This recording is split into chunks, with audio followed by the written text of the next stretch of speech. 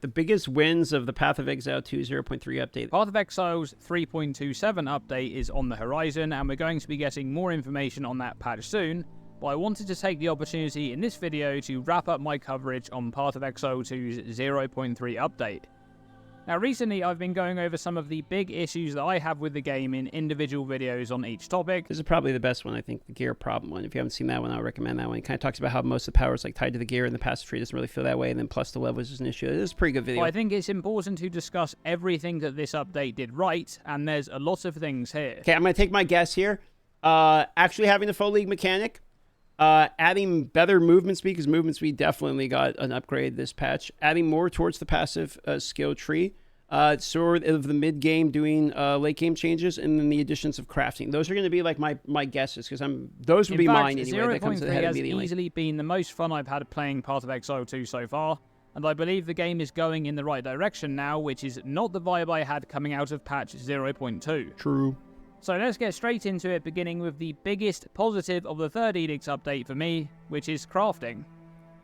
Now, crafting in Path of Exile 2 was almost non-existent in prior updates.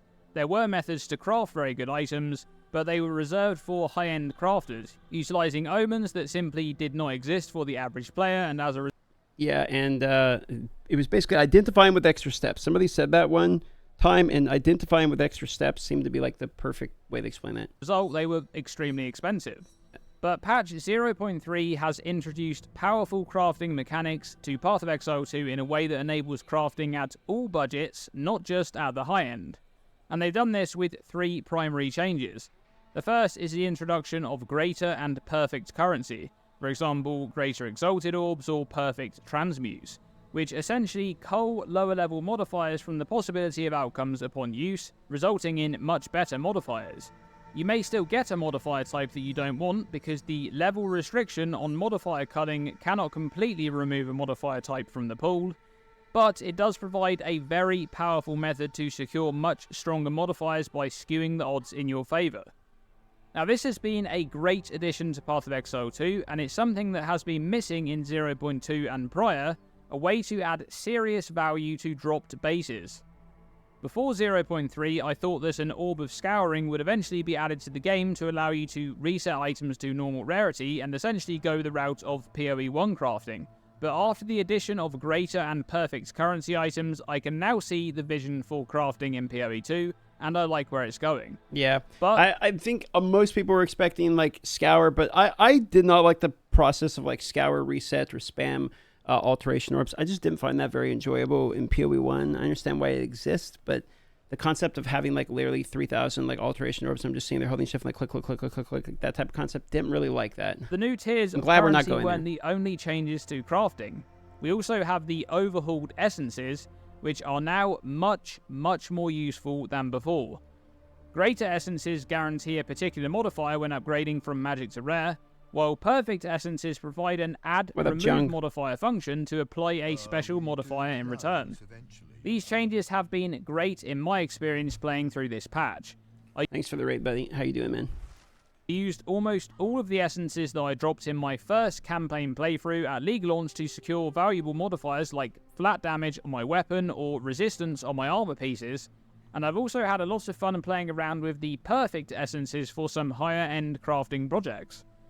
Now, generally speaking, the new essences pair very well with the new greater and perfect currency options, because there's potential there to secure 2 or 3 useful modifiers right out of the gate with a craft from scratch item. But the new crafting options do not stop there, because we also have the new Abyss mechanic, bringing with it another fresh crafting system known as Desecration, allowing you to use another new pseudo-currency item, Bones, to add unrevealed desecrated modifiers, and the desecrated modifier can then be revealed to choose between 3 different modifiers, including some interesting desecration-only modifiers. I'm mostly interested to see if they keep Omen of Light around. I thought he had a really good point when I talked to him earlier today, that the Abyss itself is like probably not going to be like as common on the map as it is now, so you're just not going to have the feeling of having as many of those currencies, since it's like kind of all of the time right now. But the Omen of Light in particular was the one that I was kind of surprised that was in the game. So I'm curious if they're going to keep it. And once again, just like with greater and perfect currency and essences, these systems complement each other nicely rather than stepping on each other's toes. It feels like they really thought out the implementation of these new systems very. Yeah, except like I don't like having to go to the Well of Souls to do this. I wish this guy I could put him like in my hideout or something, because like it's I guess it's okay if I'm like slamming like one big piece of gear or something, but like having to do maps and then you have to go here and then you have to put the map in and you have to sit there and watch the guy go back, or hold control and click to do like just let me do this in my hideout, please. Well to ensure they kind of synergize with each other. And the result is that you can combine them to fairly deterministically craft an item with 3 or 4 good modifiers for your build.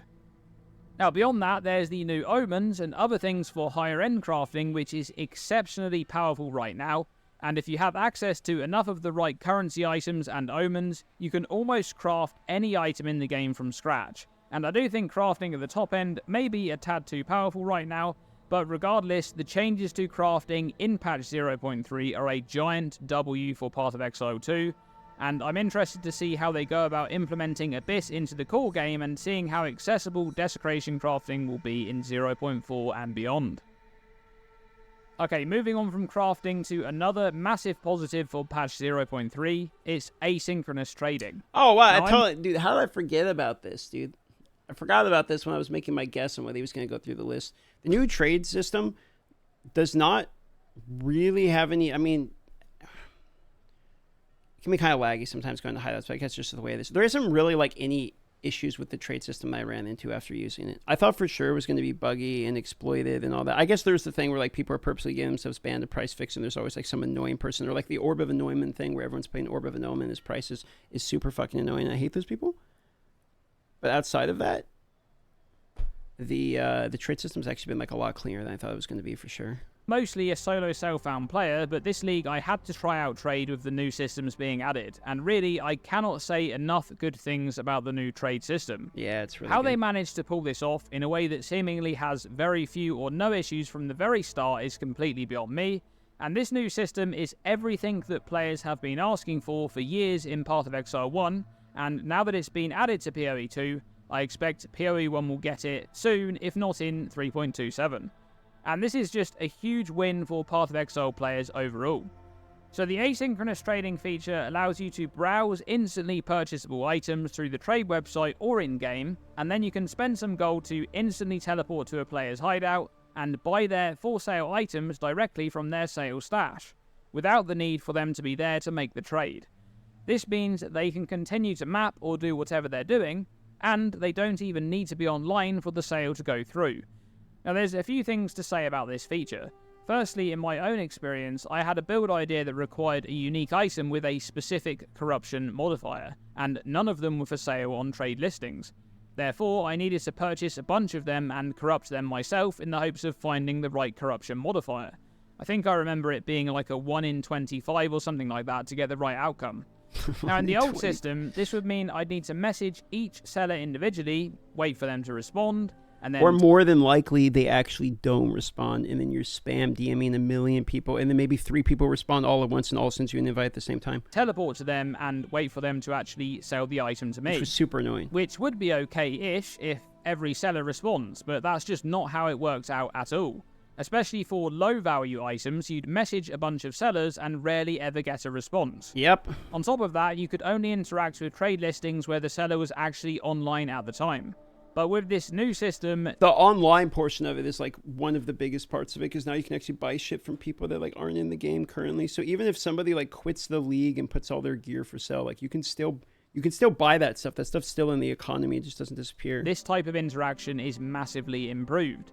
In this example, I was able to open up the trade search on my second monitor and teleport to each person's hideout and secure the item instantly before immediately teleporting to the next hideout to do the same.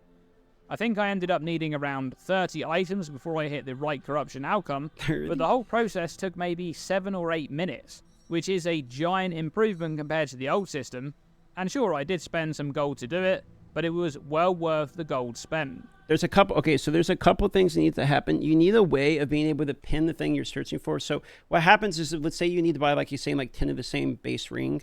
If you do it in game currently and you click and you go and buy one, it resets your filter. You need a way of like locking it so your own like the searches are all there, so you can in game just like go through down the list. That's number one. Number two, they need a way of being able to, when you have it open for the search, like Control Shift clicking on the item that's in your inventory, and then have that auto filter and add the exact stats your item has, so that way you can search for something that has your exact stats to see if the item you have is already on the market, and if it is, what price it's associated with. If you do this, it removes part of the need of people feeling like they have to use price checkers. Price checkers still probably more optimal, but they will be nice, a way of just like real quick being able to just auto fill out, or maybe you want to see whether it would be worth minus having it the max life, or maybe you want to see whether it would have been worth with the slam, that would have been, you know, better if it hit 30% movement instead of 35% movement. You want to see whether it would have been worth, so you can Control Shift automatically copy paste it in. That would be really nice as well. So that's just one scenario where asynchronous trade is a giant improvement, but there's another one that I can think of that's very important, and that's the longevity of a league. Usually when a player quits for the league, all of their items that were up for trade are gone forever, because that player isn't logging in again, so they won't be there to be able to make those trades. Yep. But with the new system, all listings remain active, even when the player that has listed them goes inactive for an extended period of time. Or if you're playing on 2 leagues, like I had my hardcore character die, so I went and played softcore. People were still buying my items in hardcore, and I get baited thinking I sold an item, and I go back to the person I didn't sell anything. I sold it in the other league. Anyone can see those listings and purchase them without the need for the seller to be present. Now this has a few implications. One is that the prices for items that aren't too rare are generally more stable across a 24-hour period, because listings remain active and visible at all times. But more importantly than that is that this improves the potential longevity of any given league for a good amount of players that want to continue playing.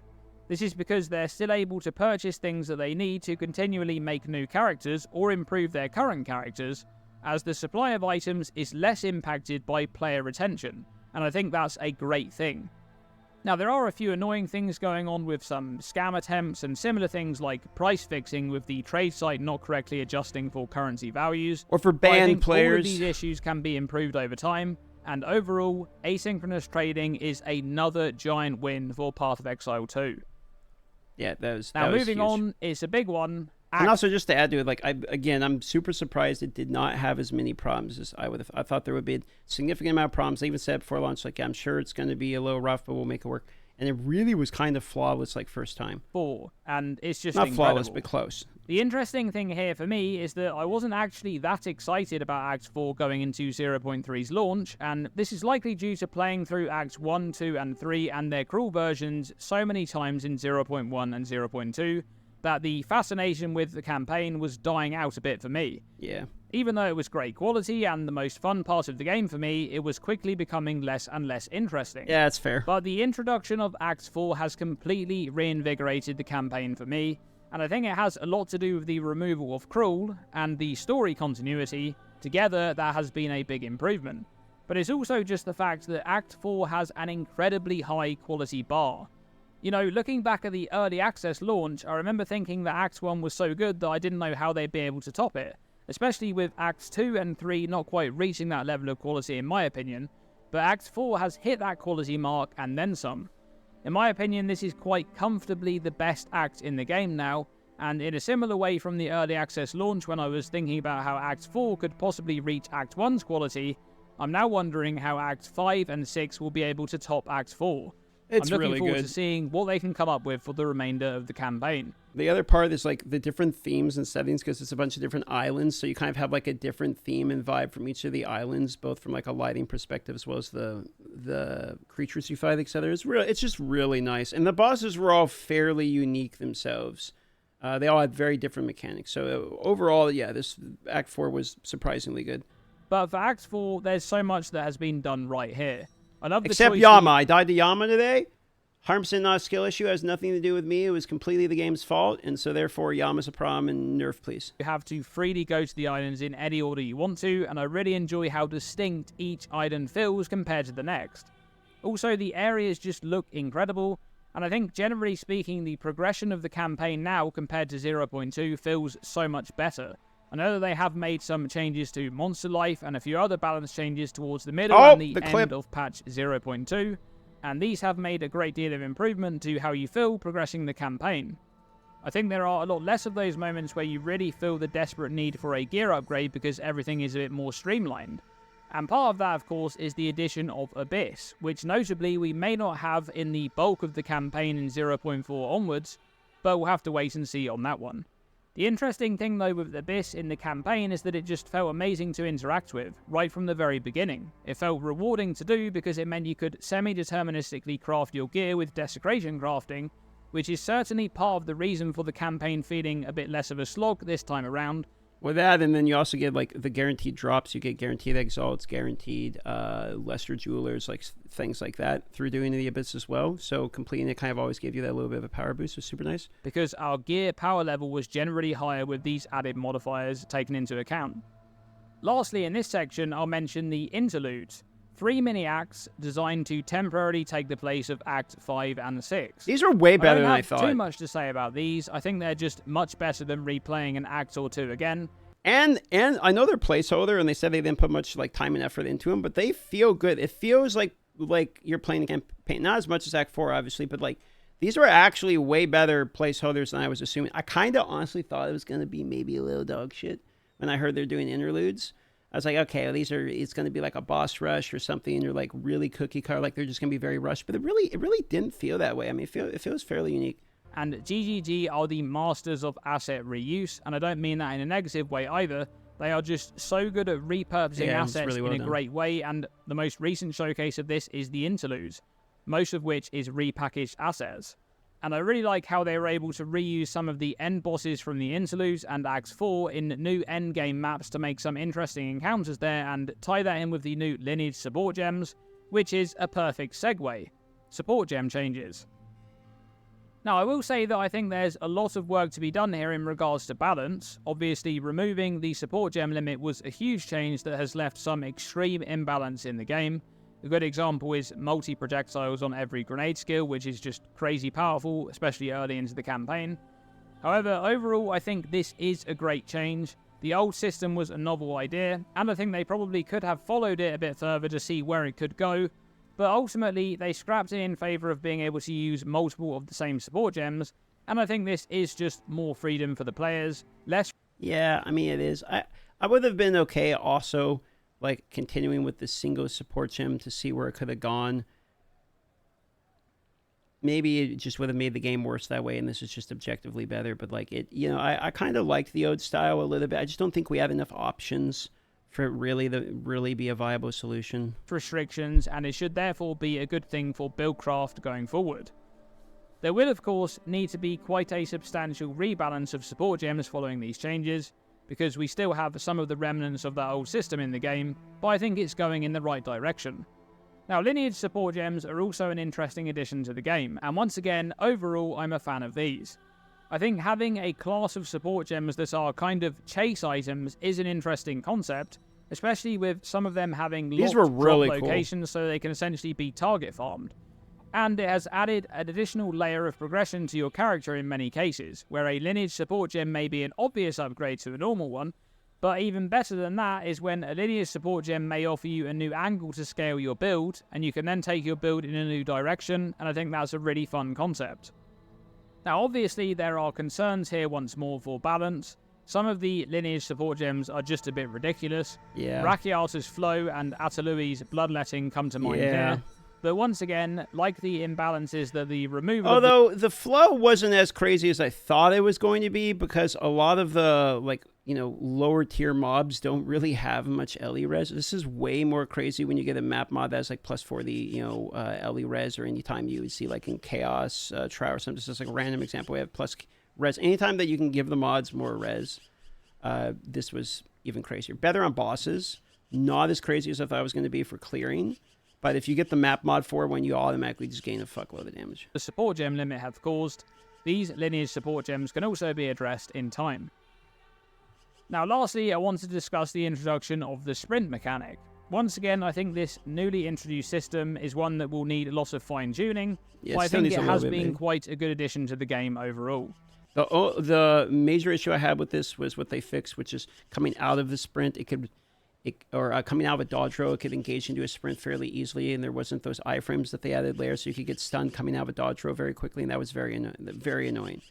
But they did patch that fairly quickly into the league, and it immediately felt better to me. It does kind of solve what they were attempting to solve, which is the dull periods between combat as a result of some of the larger maps. And this mechanic has also been quite a large factor in improving the feel of the campaign as well, especially in the earlier zones where you really do feel quite slow. Now, Sprint itself does have a few issues. I think the bumping into small terrain and getting mini-stunned quickly becomes quite irritating, and I really do believe that Sprint should be disabled in boss fights.